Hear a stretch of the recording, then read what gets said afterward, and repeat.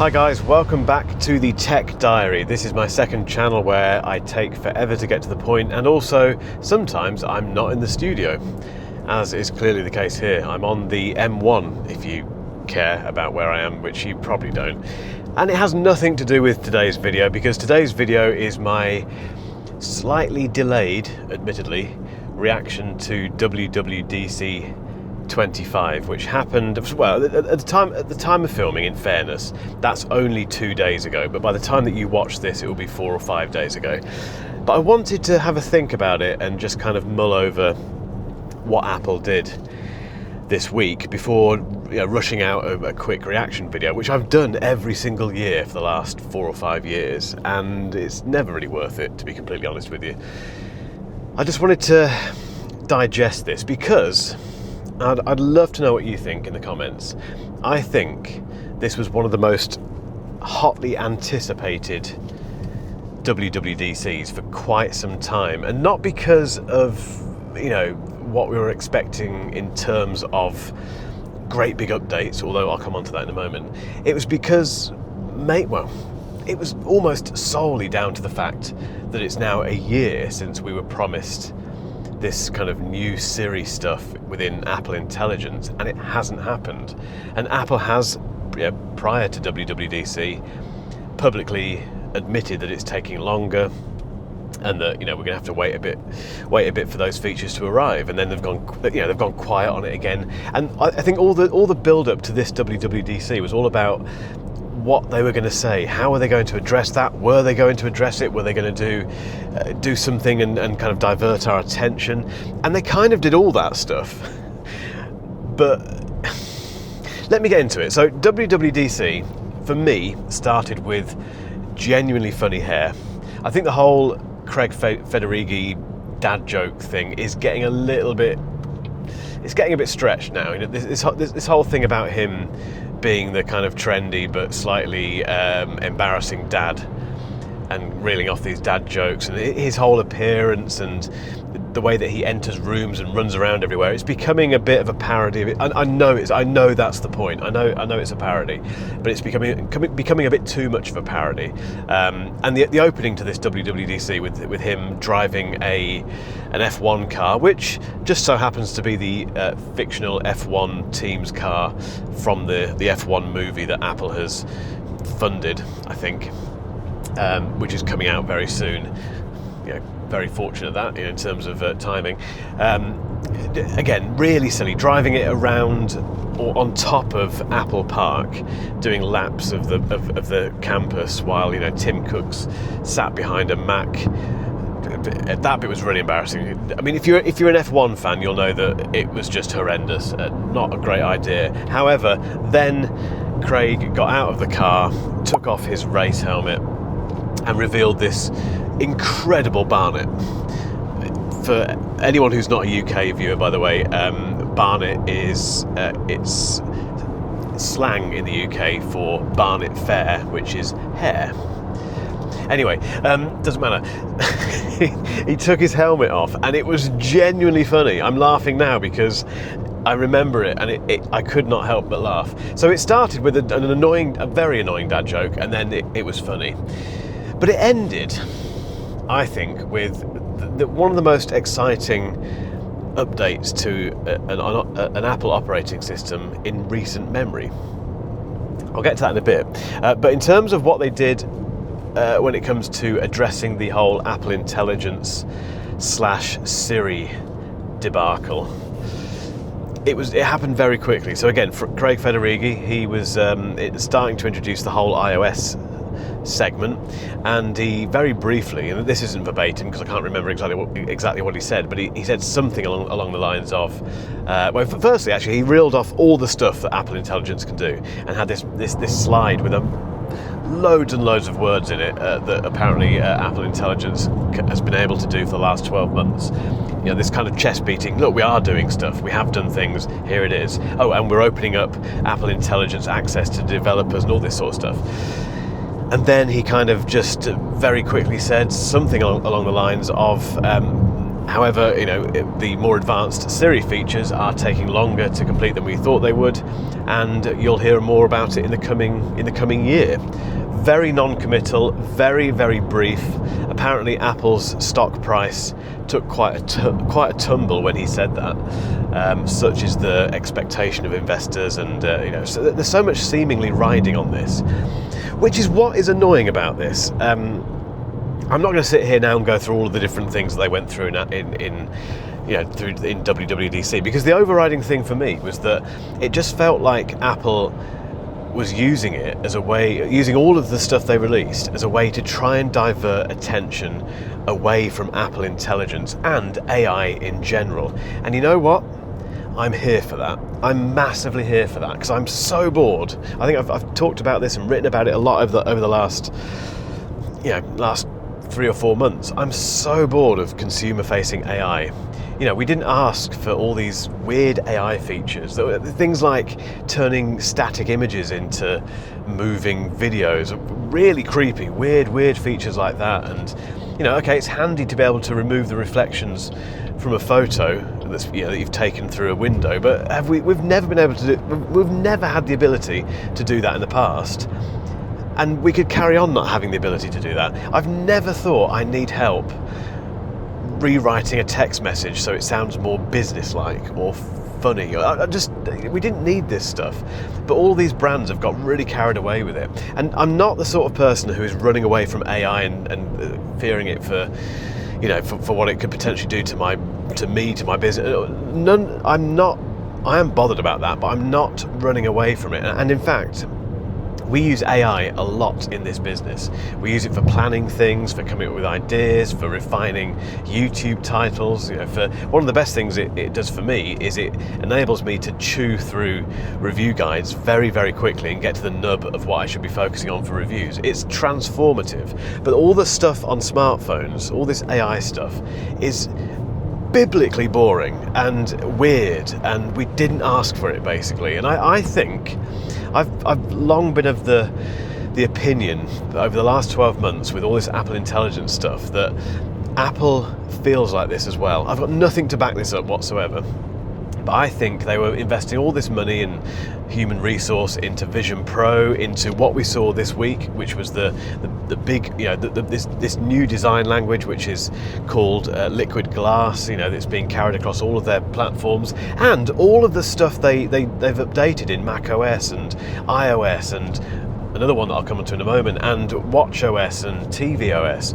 that they've put loads of effort into this stuff, and then suddenly along comes this AI stuff, which OpenAI, Samsung, Google, Honor, Huawei, OnePlus, Sony, all of these brands have just gone out with hammer and tongue and got locked up in this kind of AI battle. And I can just picture Apple sitting there, in the boardroom, the Apple executive team just saying, "Oh, we've got to do this now, haven't we? We've got to join this pack. We haven't started it yet, but we're going to have to do it. We've got to. If we don't do it, it's a PR disaster." So they jumped on the bandwagon. They created Apple Intelligence, or half created it. It was. Again, I have nothing to back this up whatsoever, but it doesn't seem particularly as though it was ever ready for launch last year. And the bits that are missing, I do question how far along they are in terms of development. Were they, what we saw last year? I know people like John Gruber have really questioned this. Was all of that just a smoke screen? Were they fake demos, all that sort of stuff, just videos of features that don't even exist yet? I just think they were caught on the hop, and they've just felt like they have to get involved. And that's the worst position to be in, because when you do get involved half-heartedly and knowing that you don't really want to be doing this because you've got other things that you think are more important, that the end result isn't going to be very good. And that's what we've seen with Apple Intelligence over the last 12 months. It's not been very good. But I'm kind of with Apple I am with Apple on this because of my boredom surrounding consumer-facing AI features. I sympathise with them. There you go. I'm an Apple sympathiser. I know that's popular with people who can't stand Apple. I just get it completely. And like I say, the features they've launched, or they're launching with the new range of operating systems, which are all going to be called 26 now. By the way, we're not getting iOS 19, it's iOS 26 and macOS 26, or macOS Tahoe. Is that Tahoe?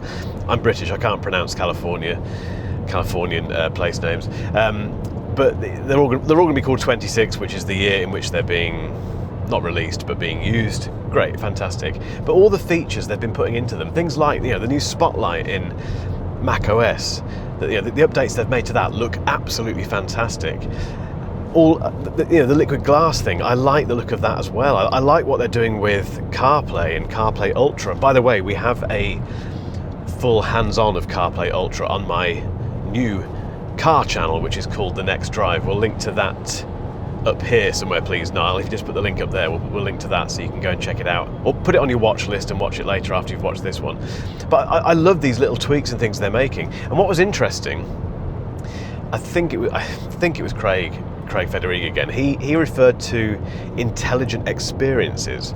He said we're building intelligent experiences into these operating systems, and that kind of means Apple Intelligence. And a lot of the stuff that they're doing, for instance, that the Spotlight updates, I'm sure technically that they're powered by Apple Intelligence because they're using AI and machine learning to give you the stuff you want. Brilliant. That is the kind of AI I love. It just works in the background. You don't think about it. It's not marketed. It doesn't have, it just does that stuff in the background. And I'm pretty sure that by in saying intelligent experiences, it's Apple's attempt to divert some of the attention away from AI being such a big thing. It should be this thing in the background. That's how I feel about it. And then right at the end, we had an update to iPad OS. So again, iPad OS 26, not 19, is coming later this year, and they've done something to it which I think they should have done a long time ago, which is basically turn it into Mac OS. That is what iPad OS 26 is. If you strip away the touchscreen part of it and all the rest of it, what they're doing with the new window controls, which look very familiar because they are window controls from Mac OS, but what they're doing with that, what they're doing with multitasking, with the Files app, all that stuff is Mac OS. They're turning the iPad into a Mac.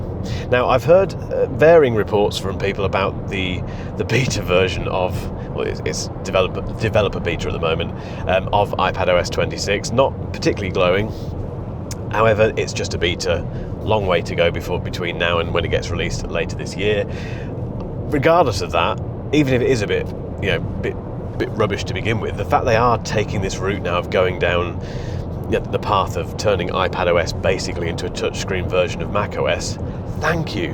And again, not really AI related. It's just a new operating system, and it's exciting. I can get excited about that. I can get excited about the new look of this liquid glass stuff. But I can't get excited about the really kind of fancy Siri features for Apple Intelligence. I don't care about that stuff. I genuinely don't. I do want a better Siri, absolutely, but I'm not bothered about the things they showed us last year. I don't know how many people are, to be honest. That's how I feel about this. And you can probably tell I'm quite passionate about this because, well, I cover it for a living, but equally I'm very conscious that people are getting very bored of AI. The other thing that, I will sign off with this, the other thing that has really kind of spurred me on with this, it's not anti-AI at all, but it's just AI fatigue, is the fact that I now have a Switch 2. So I pre-ordered the Nintendo Switch 2. I was lucky enough for it to turn up on launch day. We do have a review of it coming out, which is coming out on the main channel in a few days. But what I love about the Switch 2 is that it's not AI. It's got nothing to do with AI. I'm sure it has machine learning built into it and does a few things in the operating system, but it's an out-and-out, simple pick-up-and-play gaming system that you can carry around with you. You can play it on the sofa, you can play it on the train, you can take it on holiday, you can do what you want with it, but you can just turn it on, open Mario Kart and start racing against, Yoshi and Princess, what's her name? Is it Toadstool? You know what I'm talking about. it takes me back to the days that I used to love. I used to be a big gamer, but in the simpler days of gaming. And yeah, the Switch 2 has arrived at a time where every other manufacturer appears to be focusing on AI features rather than just brilliant hardware that does one or two things perfectly. That's enough of a rant, isn't it? I think. I don't know how long I've been talking for, guys. If you've got this far, by the way, on this video, and you continue to watch these videos in their entirety, thank you so much. It genuinely means the world. I always start these videos with that kind of in-joke about, you know, taking forever to get to the point, and we still get comments from people saying, you talk too much. I don't know if they're being ironic or what. It's genuinely funny. Some of them, I don't think they are being ironic, unbelievably, but we still get that occasionally. But regardless, the ones of you, those of you who get this, who understand this, and more importantly, who seem to enjoy it, thank you. On that note, if you haven't hit the subscribe button yet, give it a quick click, because it's easy to forget to do that. If you're watching this on TV, by the way, it's easier just to pick up your phone and do it on the app, because YouTube doesn't make it particularly easy to subscribe to channels on the TV, and more people are watching stuff on TV on YouTube these days.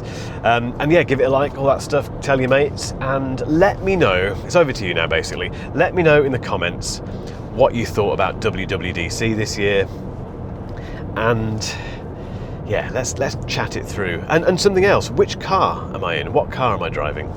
I've not told you what it is. There may be some clues looking at the seats and stuff, I don't know. Yeah, have a guess at what car I'm driving. Anyway, guys, I'm going to get home, chill out, and stop thinking about AI. Catch you in the next one. Cheers.